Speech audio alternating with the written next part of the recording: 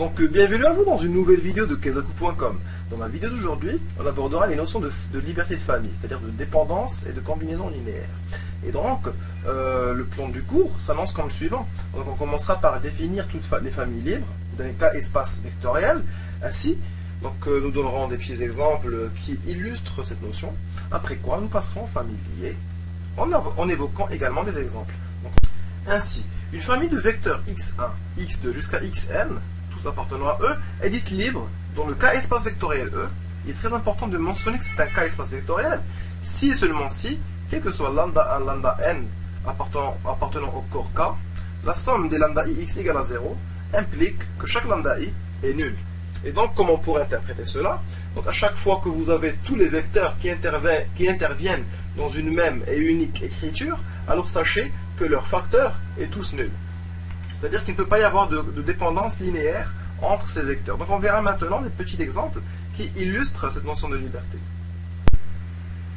Donc premier exemple, si on dispose d'un vecteur qui est différent du vecteur nul, alors la famille constituée de ce vecteur est libre. Et donc comment vérifiera-t-on cela? En prenant un lambda tel que lambda x est égal à 0, supposons que lambda est non nul. Dans ce cas on pourrait donc diviser par lambda. Et dans ce cas, on retrouvait que x égale à 0, ce qui est absurde. Dans ce cas, lambda est égal à 0. Et donc, on trouve la définition d'une famille libre, c'est-à-dire que la famille x est libre. Deuxième exemple. On se place dans le R espace vectoriel R cube. Donc, dans le R espace vectoriel R cube, la famille 1, 0, 1, 0, 1, 0, 0, 1, 1, tous des vecteurs du plan orthonormé au IJK. Donc, elle est libre. Donc, en notant ces vecteurs de la façon suivante, U, V et W. Et donc, montrant que la famille UVW est libre. C'est-à-dire, prenant lambda 1, lambda 2, lambda 3, tel que lambda 1 U1, plus lambda 2 V, plus lambda 3 W, égale au vecteur nul. Dans ce cas, qu'est-ce qu'on retrouverait? Donc, en remplaçant par les coordonnées de chaque vecteur, on trouverait que lambda 1, lambda 2 plus lambda 3, et que, voilà, lambda 1 plus lambda 3 sont tous égales au vecteur nul.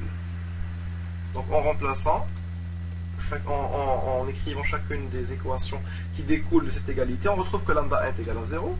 Puisque lambda 1 est égal à 0, alors lambda 1 plus lambda 3 à la base c'est égal à 0, me donne que lambda 3 égale à 0. Et puisque lambda 2 plus lambda 3 égale à 0, avec lambda 3 égale à 0, ça me donne que lambda 2 égale à 0. Et du coup la famille est bien libre. Vous voyez que la définition me permet de retrouver facilement la liberté de la famille UVW. Dernier exemple. Donc on se place cette fois-ci dans un cadre un peu différent, c'est-à-dire dans l'espace vectoriel des fonctions de R dans R. Dans ce R espace vectoriel, montrer que la famille constituée des deux fonctions f et g est libre, sachant que f est définie par, c'est la fonction cosinus de R jusqu'à R, et que g c'est la fonction sinus de R jusqu'à R. Donc, pour montrer que la famille est libre, on prend deux scalaires, lambda 1 et lambda 2, tels que lambda 1 f plus lambda 2 g, bien sûr, je spécifie qu'ils appartiennent à R, parce que je me place dans le R espace vectoriel FRR, donc est égal à la fonction nulle, de R jusqu'à R. Là, on parle de fonction. On ne parle pas d'image dans un point. Et donc cette définition appliquée pour les fonctions, je peux maintenant écrire, quel que soit x appartenant à R, donc quel que soit x appartenant à R, lambda 1 cosinus x plus lambda 2 sinus x est égal au réel 0. Donc j'ai juste traduit cette écriture dans R, depuis l'ensemble des fonctions jusqu'à l'ensemble réel. Et donc, ceci est valable quel que soit x appartenant à R.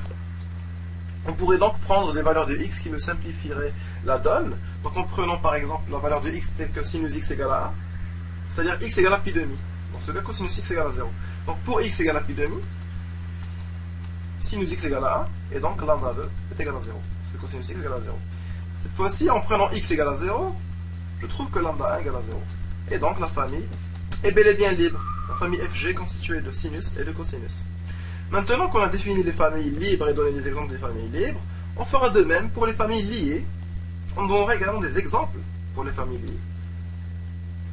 Donc, contrairement à une famille libre, une famille est dite liée si seulement si il existe un ensemble donc, de scalaires appartenant au corps K, tel que parmi ces scalaires, il y a un scalaire non nul avec cette somme-là est égale à 0. C'est-à-dire que c'est la formule opposée de... c'est tout à fait le contraire d'une famille libre. Donc on a juste appliqué la contraposée à la proposition d'une famille libre. Et donc, qu'est-ce qu'on en déduit? On déduit que pour ce alpha j différent de 0, on pourrait écrire donc, cette écriture-là sous la forme de alpha j xj est égal à une combinaison linéaire des alpha i restants, alpha i x i restants, avec i différent de j. Et puisque alpha j est non nul, on pourrait écrire xj sous la forme de somme des alpha i sur alpha j. X, bien sûr, il y a un moins ici, et allant de 1 jusqu'à n, et i différent de j. C'est-à-dire que cette définition-là, d'une famille liée, est équivalente au fait qu'il existe un vecteur au sein de cette famille qui s'écrit sous forme de combinaison linéaire des autres vecteurs. Donc, donnons des exemples de familles liées. Donc, la famille liée la plus évidente, c'est la famille constituée du vecteur nul.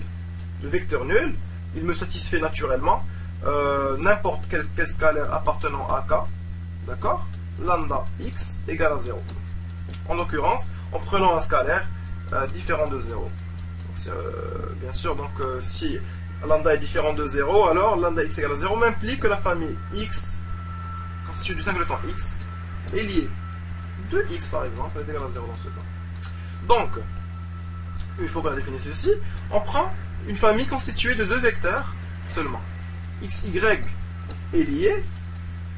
Donc, maintenant, essayons de traduire cette écriture, de traduire cette proposition.